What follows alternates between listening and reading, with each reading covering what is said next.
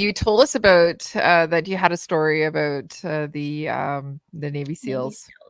And it sounded like it was a great story, so we wanted to get that. And why don't you tell us all about it? I hope it lives up to the hype.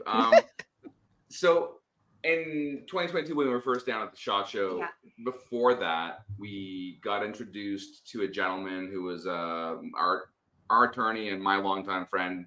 I mean, I've had a couple of different for like over 25 years now. Yeah. He's an attorney down in California. He's actually from Calgary, but he practices law down in Los Angeles. And he has a client of his that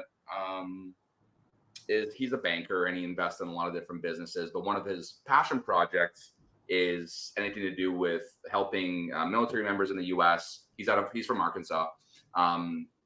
Helping military members transition into leadership roles in the kind of the business area or business space in the States. So whatever it might be, whether it's finance, whether it's something else, after they leave the service, technology or whatever, afterwards, after they leave the service. And usually they focus on high performing kind of roles and high performing units out of there. And they deal with a lot of ex-Navy SEALs.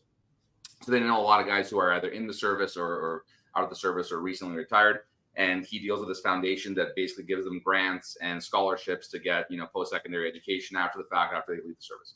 So he introduces me to this gentleman who is a big shooter apparently, and he's just passionate about it. He's like, Randall told me what you're doing. Like, I need to know everything about this. And I'm like, okay. So we get onto a meeting and we chat. He's like, I've got a lot of guys I can hook you up with. I was like, oh, like, yeah, sure. Like, I thought you meant like competitive shooters and whatever. But he's like, yeah, no. So there's this guy, and this guy.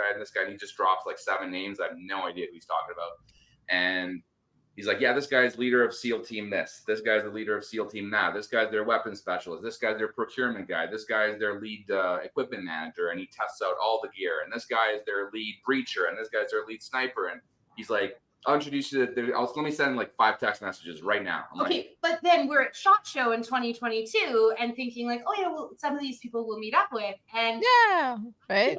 I knew enough about optics at that point, but I'm not an expert and so well versed in all of these things. And it was one of those, well, Carlee, you're going to sink or swim moments because his phone is blowing up from all of these guys who are like, oh yeah, like we want to meet up with you because so-and-so said that we need to see you and like need to hear about your company and your product or this person and like whatever their like name is. And they're throwing out call signs. I'm like, I don't know. It's crazy. Or like, oh yeah, I walked by KDEX and I just like saw like your prototype and that seems like pretty cool. Like, can we like meet up for a beer later and all these things?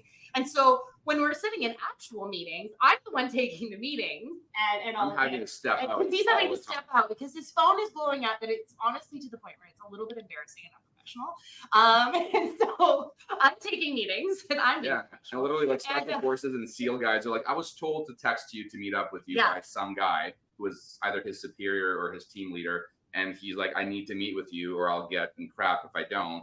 And we're like, what is happening? We're like, we're nobody. Like, what are you talking about? Like, this is not important. How did they shift a product? It's like, this is not important in any way.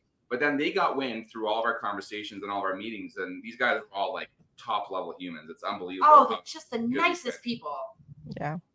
The nicest people that have some of the craziest jobs. Okay, well, yeah. But we're talking to these guys and they're like, what else are you working on? We're like, well, we had the LPBO in development at that time because we had the rival coming out like in a couple months. And we're like, okay, we got the things too that we wanted to make and we really want to make the LPBO.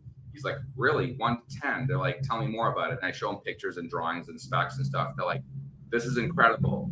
You mind if I take some of this back to our squad? I'm like, yeah. He's like, we've been looking for something like this for years. I'm like, what information can you send me? Do you have a spec list of this? Like, what are your industrial design drawing looks like? All these things. Like, what are you like willing to share? I'm like, I'll send you so that I can get feedback and things and those kinds of things.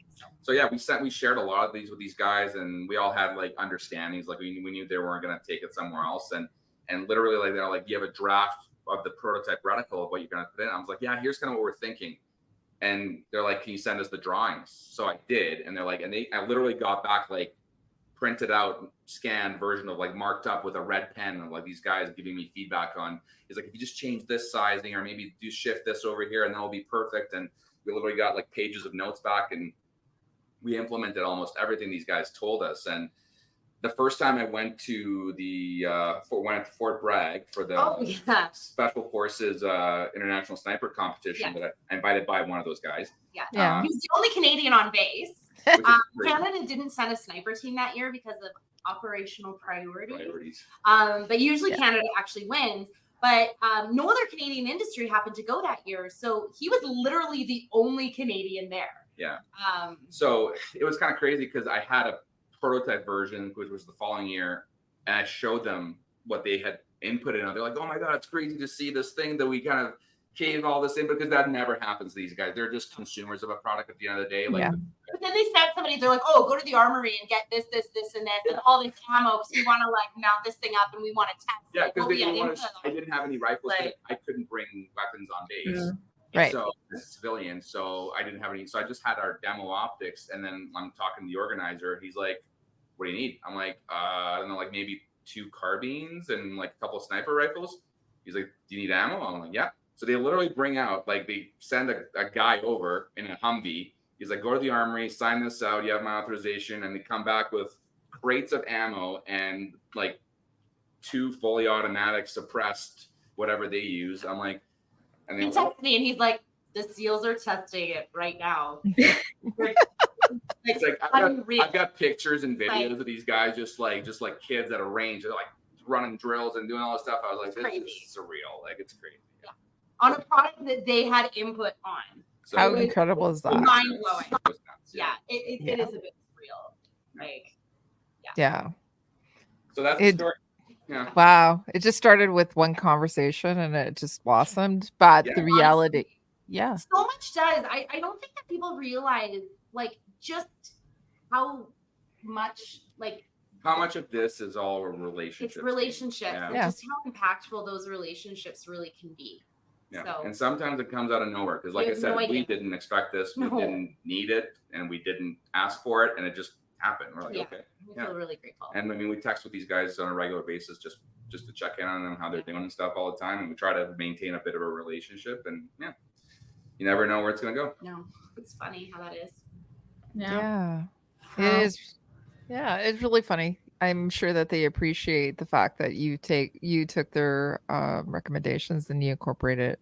It means that it meant the world to them, probably, because that's what they need for their job and they've been asking for. So and what they told me right off the bat was like, if you make the stuff that we want, we'll send us a couple, like we'll run it through our toughest drills.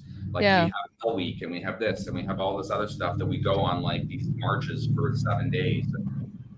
He's like, we bag the crap out of our gear. I was like, and he's like, if it survives that, it'll work because I know I need it it'll be, my life will depend on it, right? So and the lives of my friends and all that stuff. So I was like, that makes sense. Fair. Yeah. Yep. Street cred. That's what you have. You have street cred. I mean, what an opportunity for testing. Absolutely. It's just what our products really are made of. Yeah. Well, the story is worth the wait. I have to say that. Thank you. I'm glad. So again, really, really, really grateful for your coming on tonight. You guys are, when you're talking about the people that you sponsor or the people that you have on the team, I think it starts right from the owners, and you're demonstrating that as well. So thank you. Thank you from the shooting community. Thank you guys so much. Appreciate it. Oh, you're more than welcome. All right. We'll talk again, I'm sure. I'm sure. Absolutely. All right. Have a great night. Thanks for coming on. You too. Bye.